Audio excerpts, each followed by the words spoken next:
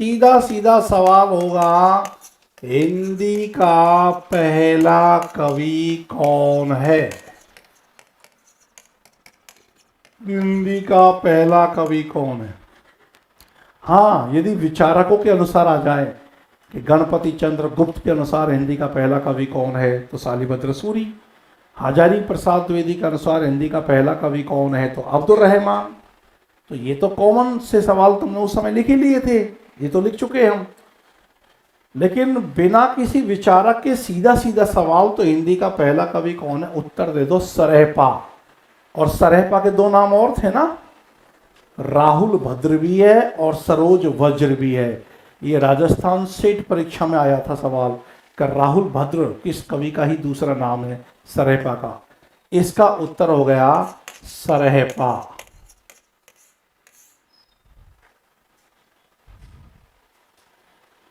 क्योंकि हम सबसे पहले हिंदी साहित्य के इतिहास में क्या अध्ययन करते हैं, सिद्धों का।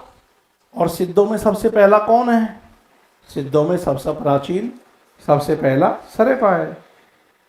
इसमें भी वो जब पढ़ेंगे तो देख लेंगे, इसमें भी कई पेज हैं। बोले नहीं, वो तिब्बत में जो परंपरा शुरू हुई सिद्धों की पहली, वो लुईपा से शुरू हुई। सिद्धों में और तिब्बत में सिद्धों की जो परंपरा शुरू होती है वो लुईपा से होती है। और संयोग की बात ये देखो, आपकी जो लुईपा है, चाहे राहुल सांकृत्याय ने 84 सिद्ध गिनाए हैं या रामचंद्र शुक्ल ने 84 सिद्ध गिनाए हैं, उसमें सबसे पहला जिस सिद्ध का नाम गिनाया है उसका नाम है लुईपा। और लुईपा का स्थान कहते हैं कि 84 सिद्धों में सबसे ऊंचा स्थान लुईपा का है, वो भी लिखा मिलता है। लेकिन लुईपा का नंबर तो बहुत बाद में आना चाहिए। सबसे पहले सरहपा, सरहपा के शिष्य सबरपा, सबरपा के शिष्य है लुईपा, है ना। उस क्रम में तो सरहपा को छठा स्थान दे रखा है। लेकिन तुम ध्यान रखना, सिद्ध साहित्य का प्रवर्तक आएगा तो सरहपा, और सिद्धों में सबसे प्राचीन कवि कौन है, तो भी सरहपा। हिंदी का पहला कवि कौन है, तो सरहपा। और हिंदी का पहला महाकवि कौन है, तो भाई महाकवि तो वो होगा जो महाकाव्य लिखेगा। हिंदी का पूछा है, अपभ्रंश का पूछता तो हम स्वयंभू कर देते। तो हिंदी का पहला महाकवि कौन है, तो चंदवरदाई। चंदवरदाई, यानी कि चंदवरदाई है तो पृथ्वीराज रासो, पृथ्वीराज रासो हिंदी का पहला महाकाव्य है। हिंदी का पहला महाकाव्य है पृथ्वीराज रासो, हिंदी का पहला महाकाव्य है चंदवरदाई का। तो हिंदी का पहला महाकवि हो गए चंदवरदाई। हाँ, यदि हमसे कोई पूछे भाई अपभ्रंश का पहला महाकवि कौन है, तब तो स्वयंभू। अपभ्रंश का पहला महाकवि, तब तो उत्तर हो जाएगा इसका स्वयंभू। या कि कोई ऐसे पूछ ले कि हिंदी साहित्य का या हिंदी का पहला सबसे महान कवि, अब तो इसका उत्तर सरहपा ना होकर के क्या हो जाएगा, स्वयंभू।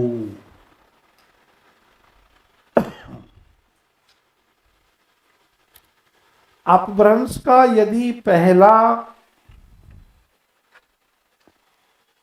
महाकवि स्वयंभू है, तो अपभ्रंश का अंतिम महाकवि चंदवरदाई है। अपभ्रंश का अंतिम महाकवि चंदवरदाई। अपभ्रंश का पहला महाकवि स्वयंभू है, तो अपभ्रंश का अंतिम महाकवि चंद्रवरदायी है, क्योंकि चंद्रवरदायी के पृथ्वीराज रासों में या भ्रंश भट्ट पुरानी हिंदी सब तो मिलती है। लेकिन सवाल की भाषा यदि ये होती है, एक ग्रंथ के रूप में हिंदी की, एक ग्रंथ के रूप में हिंदी की प्रथम रचना कौन सी मानी जाती है? अब उत्तर हो जाएगा देवसेन का श्रावकाचार। देवसेन का श्रावकाचार, और ये 933 ईस्वी में आया और इसमें कुल 250 दोहे मिलते हैं। ये दोनों ही सवाल काम के हैं, दोहों की संख्या भी सवाल है। 933 ईस्वी में लिखा गया, तो मतलब ये तो 10वीं सदी की रचना हो गई, श्रावकाचार।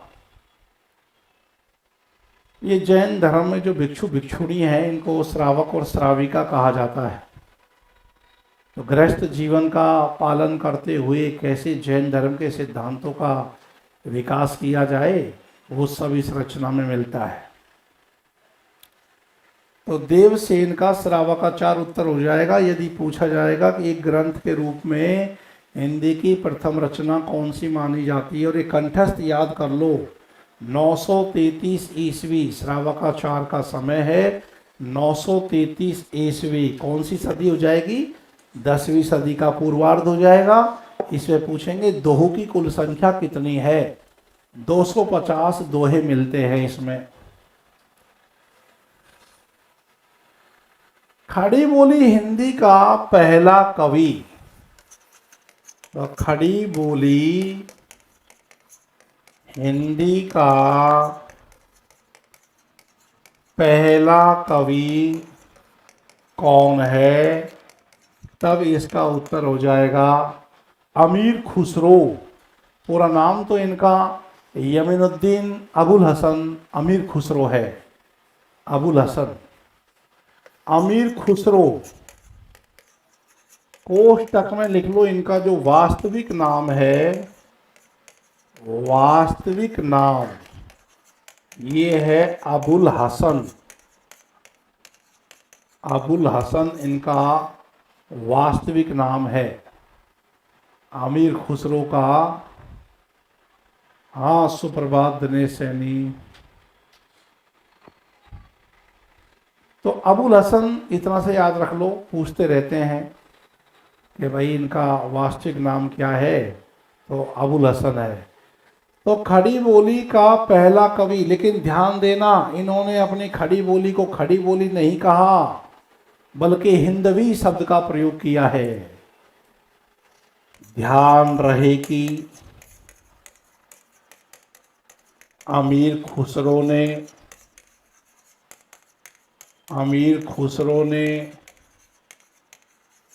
अपनी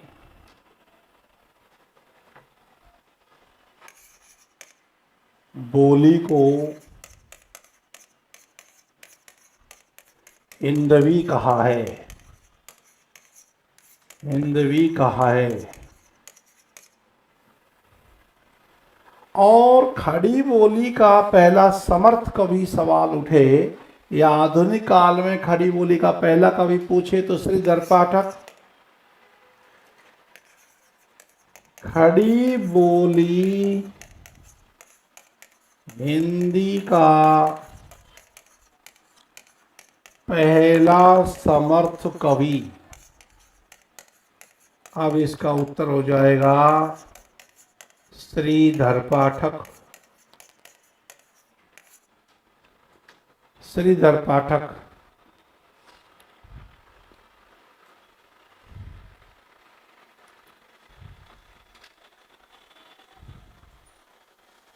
श्रीधर पाठक। या कि इसको ऐसे पूछ ले कि आधुनिक काल में खड़ी बोली हिंदी का पहला कवि कौन है, तो अब आधुनिक काल में तो अमीर खुसरो आते नहीं है। आधुनिक काल में खड़ी बोली हिंदी के पहले कवि, खड़ी बोली हिंदी के पहले कवि। अब भी इसका उत्तर श्रीधर पाठक ही होगा। हिंदी का पहला स्वच्छंद कवि भी श्रीधर पाठक है।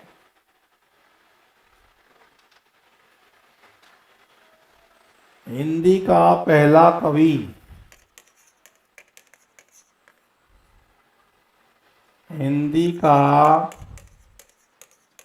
पहला स्वच्छंद कवि,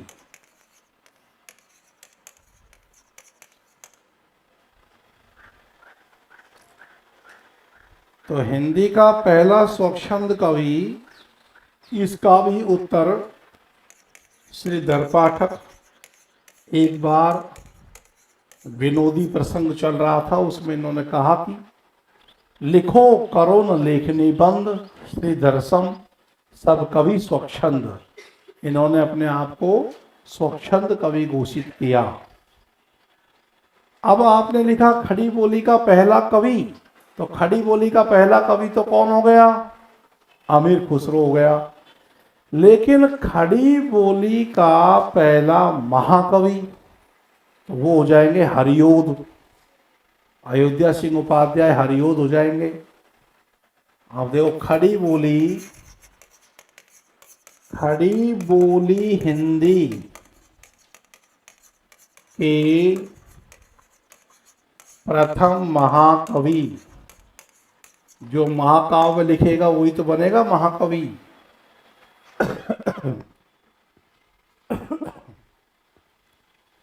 तो खड़ी बोली हिंदी का पहला महाकवि अब हो जाएगा अयोध्या सिंह उपाध्याय हरियोध, क्योंकि इनकी जो रचना है प्रिय प्रवास, हरियोध की रचना प्रिय प्रवास। पहले तो इनको प्रिय प्रवास नाम भी नहीं सूझा था, इन्होंने इसका नाम रखा था ब्रजांगना विलाप। फिर इनका महावीर प्रसाद द्विवेदी ने कहा कि अरे भाई प्रिय प्रवास रखो। हरियाणा कॉलेज लेक्चर में आया था ये सवाल कि प्रिय प्रवास का प्रारंभिक नाम क्या था? उत्तर है ब्रजांगना विलाप। अभी यहाँ उसको लिखने की आवश्यकता नहीं है।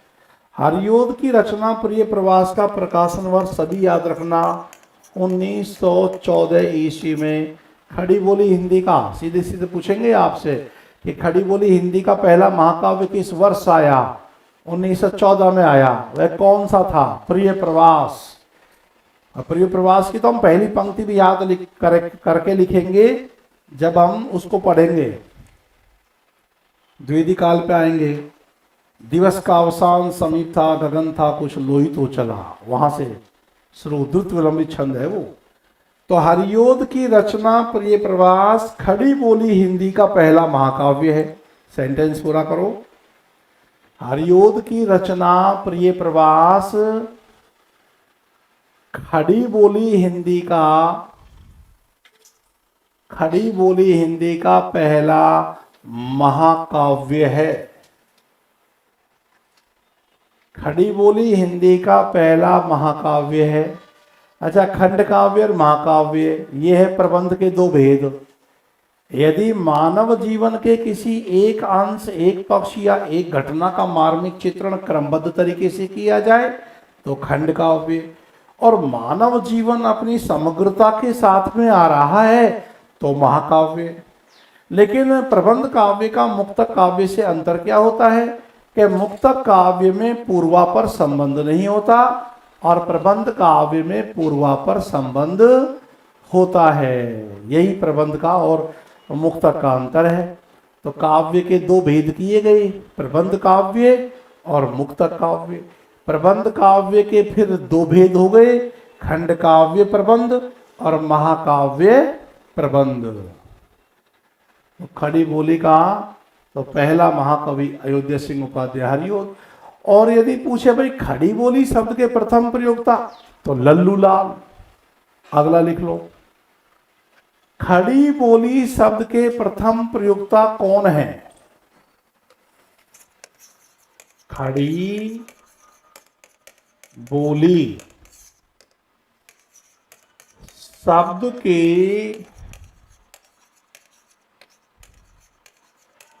प्रथम प्रयोक्ता, तो खड़ी बोली शब्द के प्रथम प्रयोक्ता कौन है? अब इसका उत्तर लिख लो, लल्लू लाल। क्या शानदार नाम है इनका, लट्टू ही लट्टू आ गए, लल्लू लाल। और लल्लू लाल के बाद में सदल मिश्र ने प्रयोग किया, तो खड़ी बोली शब्द के द्वितीय प्रयोक्ता कौन है? सदल मिश्र। संयोग से लल्लू लाल और सदल मिश्र दोनों फोर्ट विलियम कॉलेज के अंदर थे, और सदा सुखलाल नियाज और इंसा अल्लाह खां ये दोनों उस कॉलेज के बाहर थे। वो तो फोर्ट विलियम कॉलेज का इतिहास पढ़ेंगे तब लिख लेंगे। तो ये देखो, ये पहले पहले सवाल में उलझना नहीं है। अभी और भी, जैसे खड़ी बोली गद्य की प्रथम रचना कौन सी है? देखो, खड़ी बोली गद्य की प्रथम रचना कौन सी है? तो गंग कवि की है, लिख लो पूरा। अकबर के दरबारी, जिससे याद रहे, अकबर के दरबारी कवि गंग द्वारा रचित चंद छंद वर्णन की महिमा, चंद छंद वर्णन की महिमा। गंग कवि ने एक तो छप्पे छंद ऐसा लिखा जिस पे खुश होके रहीम ने इनको 36 लाख रुपए गिफ्ट किए थे। अब बता, पहले इन लोगों के पास कितना पैसा पड़ा रहता था कि किसी की एक कविता पे 1-2 पे सोने की सर्फी मिल रही है, इनको 36 लाख रुपए मिल गए। और भूषण के बारे में कहते हैं, भूषण ने तो 2 ही कवियों का बेचारों को पैसा नहीं कमाना था, बस जननायकों की प्रशंसा करनी थी भूषण को। भूषण ने कहा है ना, और राव राजा ने ध्यान में लाऊं साहा को सरायो की सरायो छत्रसाल को, या तो छत्रसाल की प्रशंसा करूंगा या तो शिवाजी की करूंगा, क्योंकि औरंगजेब की धर्मांधता के खिलाफ यही लड़ रहे थे उस समय। लेकिन जानते हो, भूषण ने भी एक ऐसा छंद लिखा जिस पर कितना उसको मिला, 52 लाख रुपए। उस जमाने में 52 लाख रुपए आज के कितने हजारों करोड़ के बराबर है। 52 गांव, 52 हाथी और 52 घोड़े। और ये में है 52 ही क्यों है? वो जानते हो वो कौन सा छंद होगा जो भूषण ने लिख के भूषण माला माल हो गया, जबकि शिवाजी के पास तो उतनी धन दौलत भी नहीं थी, फिर भी उसको कितना दिया, कितना।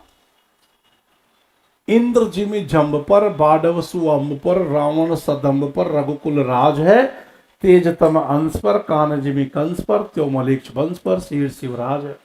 अब मिला 52 हाथी, 52 घोड़े। बोले ऐसे तो हम ही लिख दे, पर अपनों को देगा कौन? वो जमाना गया राजा महाराजाओं का, पहले पैसा वैसा बहुत रहता था।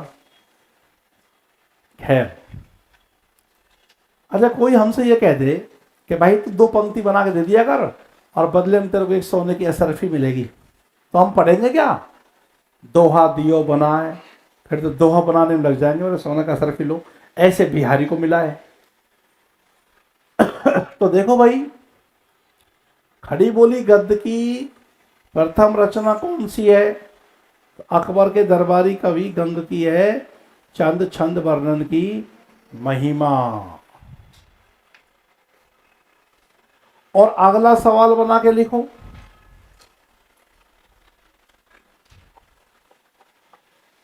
खड़ी बोली गद्य का पहला प्रौढ़ या परिमार्जित।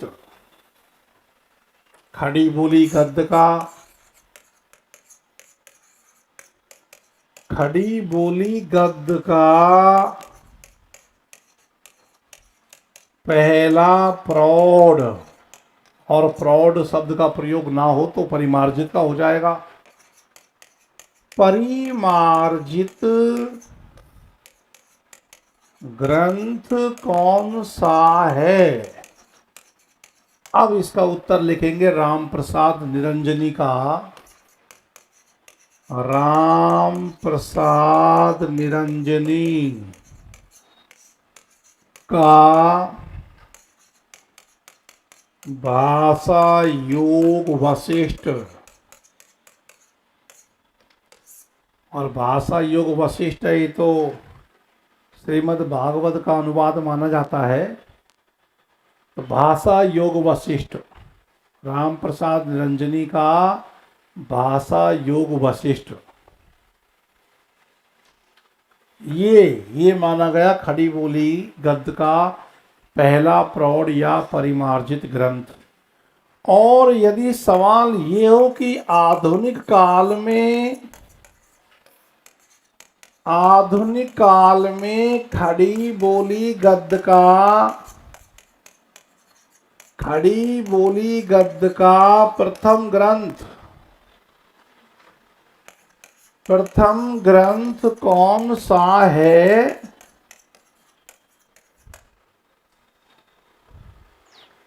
तो भाई इसका उत्तर हो गया लल्लू लाल का प्रेम सागर। लल्लू लाल का प्रेम सागर है खड़ी बोली गद्य का पहला, आधुनिक काल में खड़ी बोली गद्य का पहला ग्रंथ। आप बताओ ये पहला कंफ्यूज करता है कि नहीं करता है? और इनमें से एक सवाल तो वो डेफिनेट पूछता है। इसी कंफ्यूजन के चलते और पूछ लिया हिंदी का पहला आचार्य, जैसे कि इस परीक्षा के पहले पूछा था तो केशवदास, और हिंदी का पहला अलंकारवादी आचार्य तो भी केशवदास, और हिंदी का पहला रसवादी आचार्य तो चिंतामणि त्रिपाठी, या कि हिंदी का पहला ध्वनिवादी आचार्य तो भी चिंतामणि त्रिपाठी। सही है? फिर लिखो इन चारों सवालों को।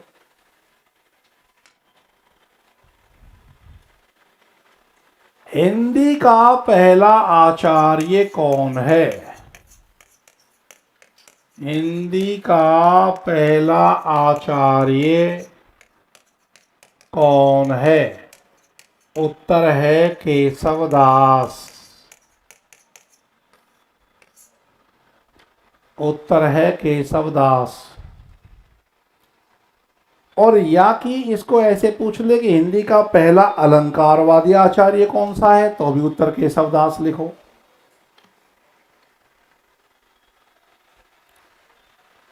या कि इसको ऐसे पूछे कि हिंदी का पहला अलंकारवादी आचार्य,